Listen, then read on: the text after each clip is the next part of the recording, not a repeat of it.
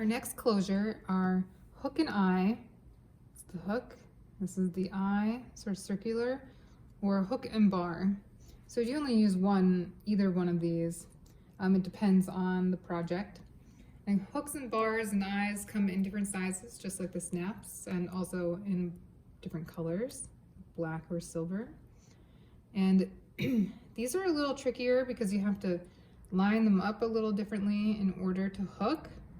And they're just small, so they're kind of hard to keep in place. But we're gonna do the hook and the eye. We're gonna place the eye like this. And we're gonna place the hook like that, so that when it comes around, I can hook into the eye. So your hook should be in this orientation and your eye in that orientation. So it sort of looks like they're both going to the right. We're gonna sew the hook first.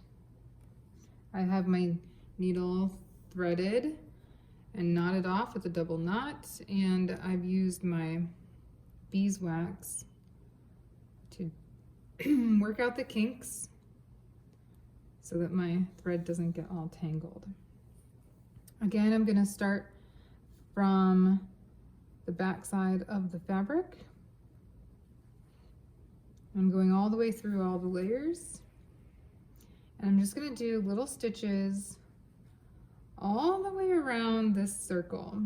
So not just in one spot, but sort of working my way around like spokes in a wheel, while also holding the hook in place so that it stays on my line.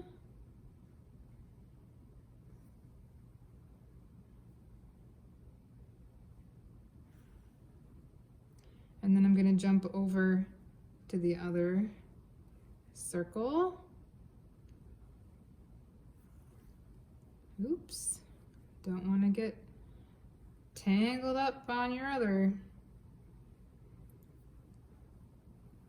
closures. My thread maybe is a little too long. That's what getting tangled and caught on stuff means, is that your thread is too long. So I go all the way around, like I said, spokes on a wheel. And now, I'm still not done yet. I have one more thing to do, now that I've gone around both of these, is that this is just still sort of flopping around, and that's not good. I want to secure the top of the hook to the fabric. So I'm gonna do one last stitch down here. And then I'm gonna do that same thing on the snap where I tunnel.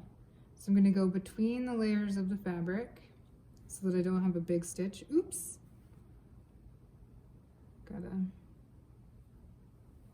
There we go. Now it's hidden. And then I'm gonna loop under the neck of the hook. See that? Under the neck of the hook. And then take a little stitch. Oh, I got some loop-de-doos.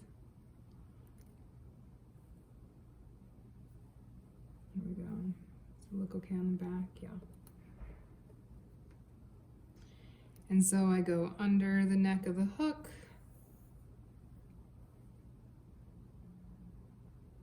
Do another stitch. You want to do that about 3 or 4 times. Let's get this out. And when I'm ready to be done, I go to the back of my sample. And I make a little stitch where I'm finishing. And before my loop goes away, pass my needle through my loop. And you do that twice.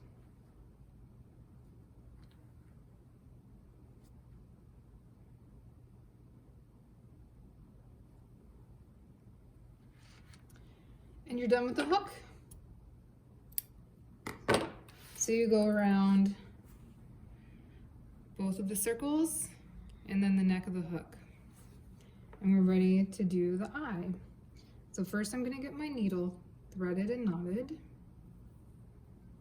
so that when I get my eye in the place that I want it, I don't have to pick my hand up and then thread my needle. I'm ready to sew.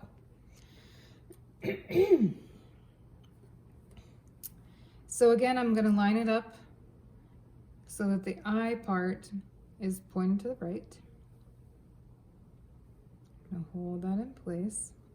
Start from the back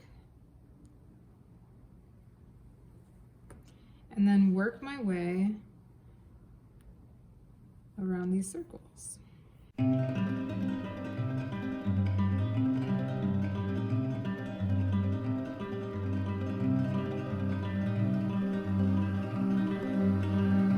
I live in a nameless town.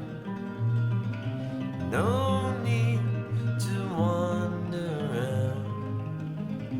I live in a nameless town. In a blackout. Now, again, it's just sort of floppy. Even though it's secured around the circles, it can move up and down. So I'm gonna do one last thing across the neck of this and create a bar of stitching that goes right across there from the top like this. So I'm going to come across with my thread and then stitch underneath. And across.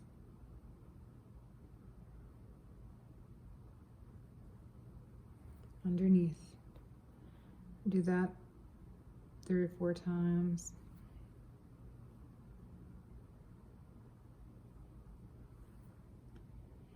And now I will pass it to the back.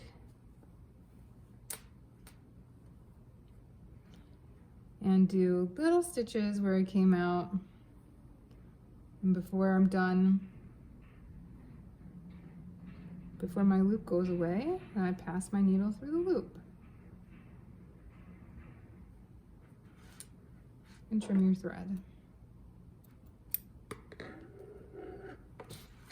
You can see that they're not floppy. They're secured in both places, and then we have a hook that can come around and hook onto the eye. Nice and neat little stitches on the back. So now I have all of my closures.